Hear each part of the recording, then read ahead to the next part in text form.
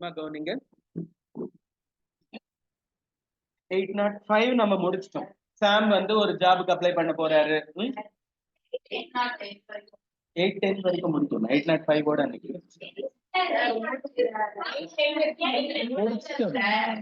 ஓ சரி சரி, அப்படின்னா நம்ம வந்து 361ல இருந்து ஸ்டார்ட் பண்ணிடலாம். சரி சரி சரி சரி ஓகேம்மா, அப்பதான் விட்டுடுவோம். 361ல இருந்து ஸ்டார்ட் பண்ணி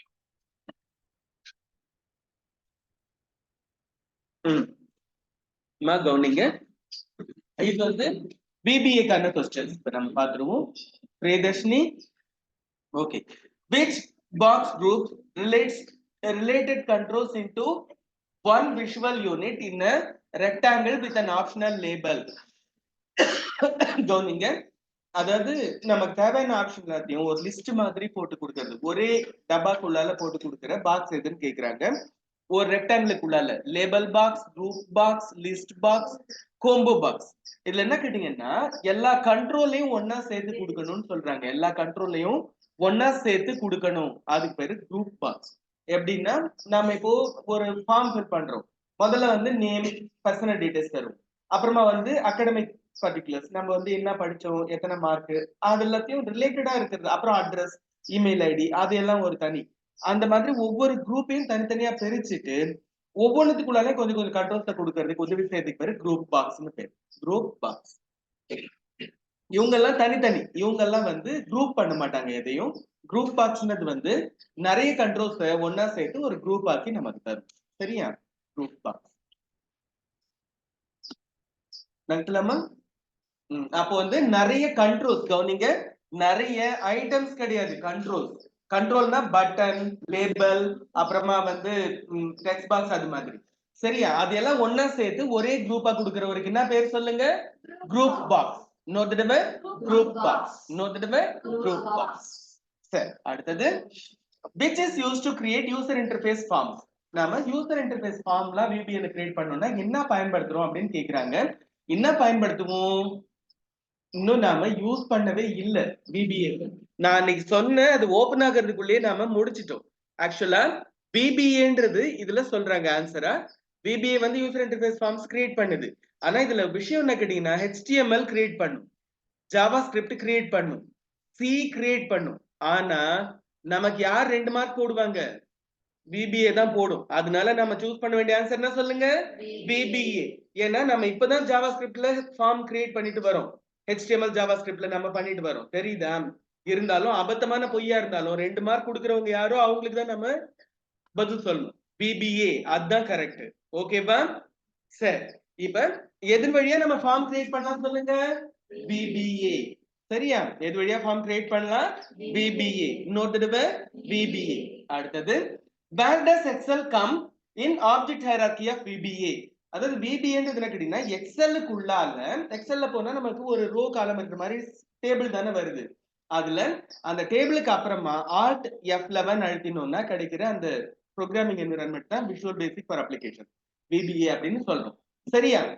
அப்போ இந்த எக்ஸல் வந்து அதுல எந்த இடத்துல வருது கேட்டீங்கன்னா அப்ளிகேஷன் ஆப்ஜெக்ட் அந்த ஏரியால வரும். ரேஞ்ச் ஆப்ஜெக்ட்ன்றது செல்லுக்குள்ளால A1 to A5 அப்படின்னு சொன்னா ரேஞ்ச் ஆப்ஜெக்ட். ஒர்க் புக் ஆப்ஜெக்ட்னா ஷீட் 1 அந்த அதையெல்லாம் வச்சிருக்கிறது ஒர்க் புக் அந்த ஃபைல். ஒர்க் ஷீட்னா ஷீட் 1 ஷீட் 2லாம் அப்ளிகேஷன் ஆப்ஜெக்ட். அப்ளிகேஷன் ஆப்ஜெக்ட்னா ப்ரோக்ராம். ஓகேவா? எக்ஸல்ன்றது ப்ரோக்ராம், அப்ளிகேஷன் ஆப்ஜெக்ட்டா வருது. சரியா? ஒர்க் ஷீட் ஆப்ஜெக்ட்னு சொன்னா ஷீட் 1 ஷீட் 2லாம் ஒர்க் ஷீட். ஒர்க் புக் ஆப்ஜெக்ட்னா ஃபைல், XLSXன்னு வரக்கூடிய ஃபைல் எல்லாம் ஒர்க் புக் ஆப்ஜெக்ட். ரேஞ்ச் ஆப்ஜெக்ட்னா நாம B5 to B11 அப்படி கொடுக்கறதெல்லாம் ரேஞ்ச். சரியா? அப்போ எக்ஸல் எந்த இடத்துல இருக்கிறாரு சொல்லுங்க பார்க்கலாம்? Application object. எந்த இடம்? Application object. இன்னொரு தடவை அப்ளிகேஷன் ஆப்ஜெக்ட். சரியா? சரி, அடுத்தது which shortcut key is used to open Project Explorer window in VBA? நீங்க VBA-வை நாம இன்னும் பயன்படுத்தல. VBA-ல ப்ராஜெக்ட் எக்ஸ்ப்ளோரர் எப்படி ஓபன் பண்ணலாம் கேக்குறாங்க. F5 கொடுத்தோம்னா ப்ராஜெக்ட் எக்ஸ்ப்ளோரர் ஓபன் ஆகும். நம்ம ஏற்கனவே ப்ராப்பர்ட்டிஸ் விண்டோக்கு F4னு ஒரு ஷார்ட்கட் சொல்லி இருக்கோம். நினைப்பு இருக்குதா உங்களுக்கு? F4 வந்து ப்ராப்பர்ட்டிஸ் ஓபன் பண்ணும். F5 வந்து கண்ட்ரோல் R வந்து ப்ராஜெக்ட் எக்ஸ்ப்ளோரரை ஓபன் பண்ணும். F5 அப்ப என்ன பண்ணும்? இல்ல. F4 வந்து ப்ராப்பர்ட்டிஸ், கண்ட்ரோல் ஆர் வந்து ப்ராஜெக்ட் எக்ஸ்ப்ளோரர். அப்போ F5க்கு ஒரு வேலை இருக்கு, நம்ம பார்க்கலாம். F5ம் அதுல ஷார்ட்கட் எதுக்குன்னு பார்த்துக்கலாம். சரி, இப்போ நம்ம ப்ராஜெக்ட் எக்ஸ்ப்ளோரர் என்ன கேட்டீங்கன்னா கண்ட்ரோல் ஆர். கண்ட்ரோல் ஆர் எல்லா இடத்துலயுமே கண்ட்ரோல் Pனா பிரிண்ட்டுக்கானது, அது வந்து மாறாது. கண்ட்ரோல் ஆர் வந்து இங்க எக்ஸ்ப்ளோரர் நகட்டலாமா? சரி, அடுத்தது which shortcut key is used to open VBA editor from the Excel worksheet. Excel worksheet நம்ம Excel குள்ள போய்ட்டோம். ஆனா Excel ல இருந்து VBA கான எடிட்டரை ஓபன் பண்ணனும் நம்ம நினைக்கிறோம் அந்த ப்ரோகிராமிங் என்விரான்மென்ட். அதுக்கு நம்ம என்ன ஷார்ட்கட் பயன்படுத்தணும் கேக்குறாங்க. என்ன ஷார்ட்கட் கேட்டிங்கன்னா Alt F11. அதுக்கு என்ன பயன்படுத்தணும்? Alt F11. இப்போ கீழ இருக்கிற ஷார்ட்கட்ல எது கரெக்ட்னு நம்ம பாப்போம். Alt Control F11 கிடையாது, Alt F11 செகண்ட் இருக்கிறது சரியா வருது. Alt F11 இது வந்து கரெக்டான ஆப்ஷன். Control V கிடையாது, Control F7 கிடையாது, Alt F11. Alt F11 சொல்ல முடியுமா? Alt F11 சரியா? எக்ஸல் ஓபன் ஆகட்டும் பேக்ரவுண்ட்ல. சும்மா நாம அந்த ஃபார்ம் எப்படி இருக்குன்றதையாவது நம்ம தெரிஞ்சுக்கணும்ல. ஒண்ணுமே தெரியாத பத்தி நாம படிக்கிறதுல அர்த்தம் இல்ல. நம்ம ஒரு தடவை ஜஸ்ட் அது அப்புறமா ஓபன் பண்ணி உங்களுக்கு காட்டுறேன்.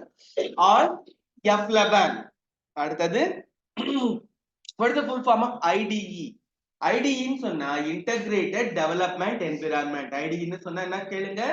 Integrated development environment. அப்படின்னா என்ன அர்த்தம்? நாம இப்போ நோட்பேட்ல ப்ரோக்ராம் அடிக்கிறோம், கமாண்ட் ப்ராம்ப்ட் வழியா நேவிகேட் பண்றோம், ரன் பண்றதுக்கு பிரவுசருக்குள்ள போறோம், ஃபயர்பாக்ஸோ இல்ல எட்ஜோ அதை ஓபன் பண்ணி நாம நம்மளோட ப்ரோக்ராமை ரன் பண்றோம்.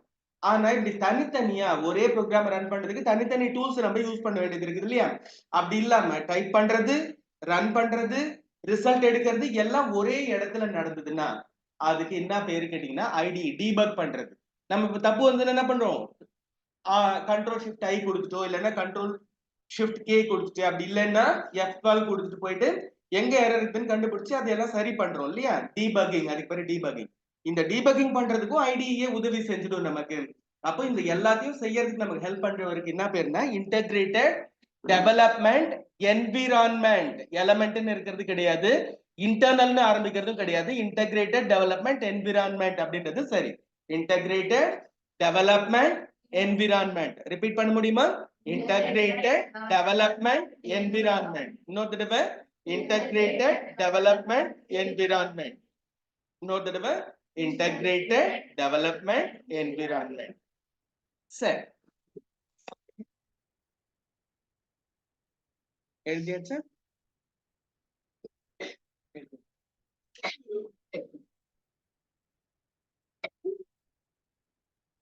அதுக்கப்புறம் நடக்கலாமா? ஓகே. அடுத்தது which shortcut key is used to step into line by line execution in VBA? கவனிப்பீங்களா? இதுல என்ன கேட்டீங்கன்னா நாம ஏதாவது ஒரு சில ப்ரோக்ராம் தப்பா எழுதுன்னு வச்சுக்கோங்க, என்ன பண்றோம்? இதுல HTML JavaScriptல என்ன பண்ண ஏதாவது ஒரு ப்ரோக்ராம் தப்பா எழுது, எங்க என்ன பிரச்சனைன்னு தெரியல. சில நேரத்துல அலர்ட்னு சொல்லிட்டு ஒரு நம்ம டயலாக் ஓபன் பண்ணிட்டு எது வரைக்கும் ரன் ஆகுதுன்னு கன்ஃபார்ம் பண்றதுக்காக உள்ள போக வேண்டியது இருக்கு. அந்த மாதிரி VBA பாத்தீங்கன்னா ஒரு வரியா எக்ஸிக்யூட் பண்ணு, அப்ப எங்க நிக்குது எரர் வருது நமக்கு ஈஸியா தெரிஞ்சிடும். அந்த மாதிரி லைன் பை லைன் எக்ஸிகியூஷனுக்கு போறதுக்கு எது உதவி செய்து கேக்குறாங்க? வழக்கமா கண்ட்ரோல் F8, அதாவது F8ன்றது வந்து டீபக்கிங்கான ஷார்ட்கட். F8 ஓகேவா? F8 அப்படின்றது டீபக்கிங்கானது. இதுல கண்ட்ரோல் ஷிஃப்ட் F8 னு ஒரு ஆப்ஷன் வரும், அது வந்து அடுத்த லைனுக்கு. ஆனா F8 தான் பொதுவா டீபக்கிங்கான ஷார்ட்கட். சரியா? debugging, line by line debugging க்கு நம்ம என்ன பயன்படுத்துறோம்? F8. அடுத்தது what is called set of commands bundled together under one name? கவனிப்பீங்களா? இப்ப நாம ஆம்ஸ்ட்ராங்னு ஒரு ஃபங்க்ஷன் எழுதினோம், ஞாபகம் இருக்குதா? ஜாவாஸ்கிரிப்ட்ல அதுல என்னன்னது நிறைய கமாண்ட் அந்த ஆம்ஸ்ட்ராங் பேர்ல இருக்கு. சரியா? அந்த மாதிரி இருந்தா அதுக்கு பேரு நம்ம மத்த லாங்குவேஜ்ல எல்லாம் என்ன சொல்றோம்னா ஃபங்க்ஷன் சொல்றோம். சரியா? VBA அதுக்கு என்ன பேர் சொல்றோம்னா என்ன பேர் சொல்றோம்? மேக்ரோ. அதுக்கு என்ன பேர் சொல்றோம்? மேக்ரோ சொல்றோம். இவங்க என்ன சொல்றாங்க? மேக்ரோ தான். VBA அதுக்கு என்ன பேரு? மேக்ரோ. சரியா? நம்ம ஃபங்க்ஷன் சொல்றதுக்கு இங்க பேரு மேக்ரோ. மேக்ரோ தான். Set of commands bundled together under one name. ஒரு பேர் தான் மேக்ரோஸ்னு ப்ளூரல்ல தப்பா தான் சொல்றாங்க. மேக்ரோன்றது கரெக்ட். சரியா? மேக்ரோ. அப்போ VBA ல நம்ம ஃபங்க்ஷன் என்ன பேர் சொல்லணும்? மேக்ரோ. இன்னொரு தடவை மேக்ரோஸ். இன்னொரு தடவை மேக்ரோஸ். மேக்ரோனா பெருசு, மைக்ரோனா சின்னது, ஆப்போசிட். மேக்ரோன்றது மைக்ரோவோட ஆப்போசிட். நகலாமா நகலாமா? சரி, அதுக்கு அடுத்தது what is called set of statements that are executed under one name. கவனி, முன்ன நாம ஒரே பேர்ல எழுதினா அதுக்கு என்ன பேருன்னு கேக்குறாங்க. அதுக்கு பேரு நம்ம மேக்ரோன்னு சொன்னோம். இப்ப ஒரே பேர்ல எக்ஸிக்யூட் பண்ணா அதுக்கு என்ன பேருன்னு கேக்குறாங்க. என்ன பேர் வரும்? ப்ரொசீஜர். அதுக்கு பேரு ப்ரொசீஜர். ஒரே பேர்ல இருக்கிற அந்த மேக்ரோவை எக்ஸிக்யூட் பண்ணா அதுக்கு என்ன பேர் வருது? ப்ரொசீஜர். சரியா? எக்ஸிக்யூட்டபிள் மேக்ரோவோட பேரு ப்ரொசீஜர். ஓகேவா?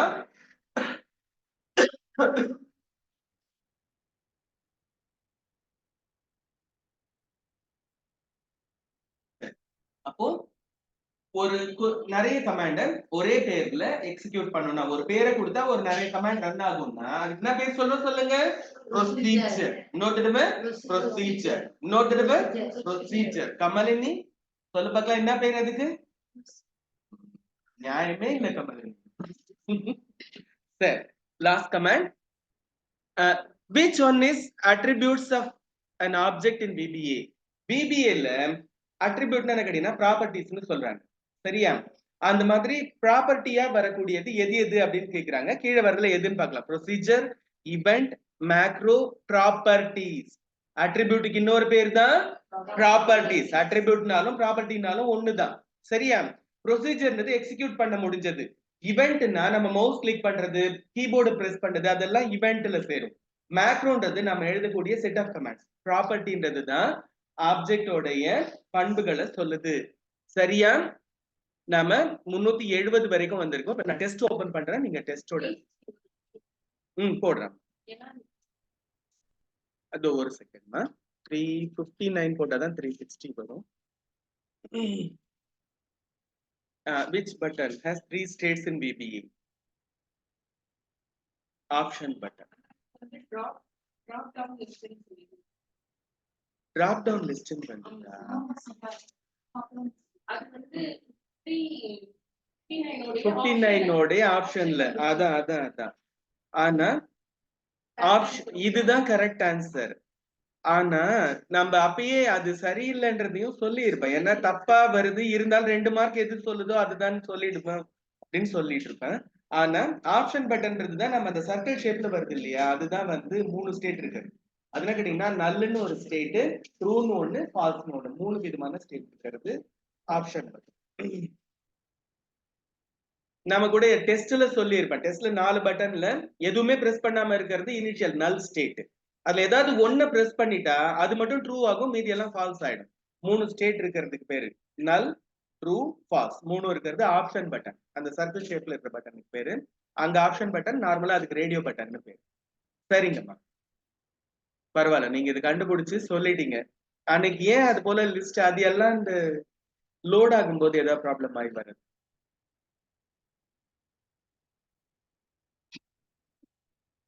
சரி, நம்ம இப்போ இதை முடிச்சுட்டு டெஸ்ட் ஒரு செகண்ட் டெஸ்ட் ஓபன் பண்ணிட்டு மணி என்ன ஆகுது 11:15.